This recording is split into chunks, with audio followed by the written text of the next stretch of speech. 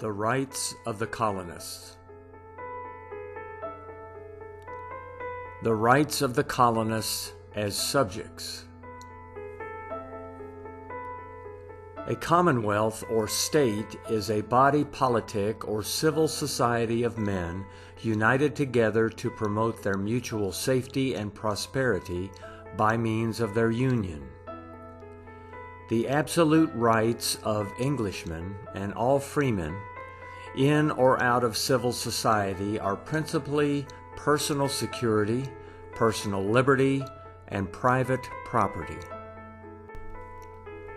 All persons born in the British American colonies are, by the laws of God and nature and by the common law of England, exclusive of all charters from the Crown, well entitled, and by acts of the British Parliament, are declared to be entitled to all the natural, essential, inherent, and inseparable rights, liberties, and privileges of subjects born in Great Britain or within the realm. Among those rights are the following, which no man or body of men, consistently with their own rights as men and citizens or members of society, can for themselves give up or take away from others.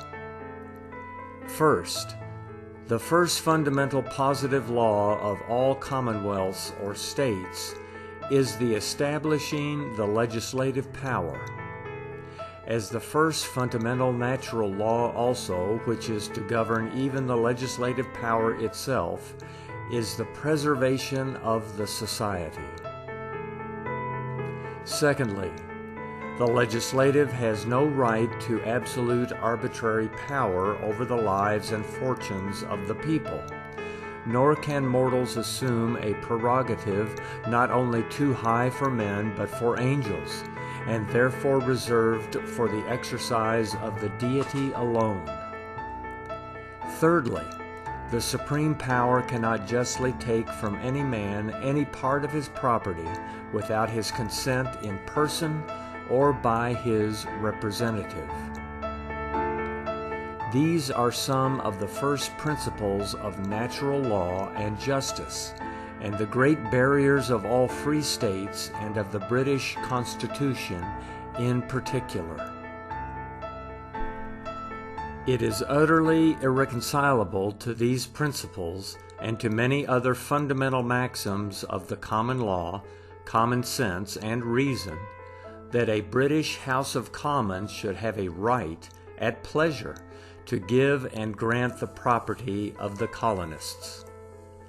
That these colonists are well entitled to all the essential rights, liberties, and privileges of men and freemen born in Britain is manifest not only from the colony charters in general, but acts of the British Parliament. Now, what liberty can there be where property is taken away without consent? Can it be said, with any color of truth and justice, that this continent of 3,000 miles in length, and of a breadth as yet unexplored, in which, however, it is supposed there are 5 millions of people, has the least voice, vote, or influence in the decisions of the British Parliament? Have they altogether any more right or power to return a single member to that House of Commons, who have not inadvertently but deliberately assumed a power to dispose of their lives, liberties, and properties, than to choose an emperor of China?